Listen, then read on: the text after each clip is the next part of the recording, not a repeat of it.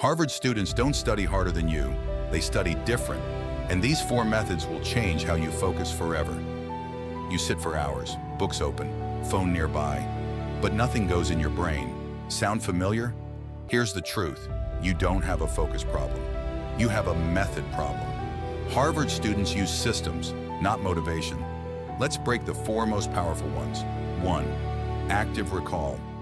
Most students just read, again and again. Big mistake. Harvard students close the book and test themselves. Ask, what did I just learn? If you can't explain it, you don't know it. This forces your brain to work, and that's where real learning happens. 2. Spaced repetition. Cramming feels productive, but it's fake progress. Harvard students review smartly. Day 1, arrow learn. Day 2, arrow review. Day 4, arrow review day. 7 arrow. Review why? Because your brain forgets. And this method fights forgetting. Less time, more memory. 3. The Feynman Technique.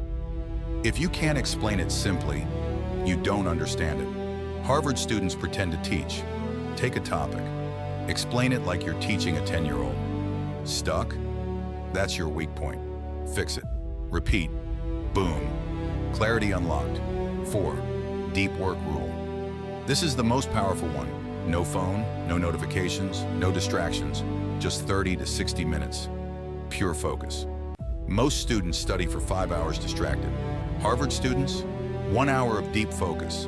Guess who wins? You don't need more time. You need better systems. Stop studying harder. Start studying smarter. Because the difference between average students and top performers is not intelligence, it's strategy. And now, you have it.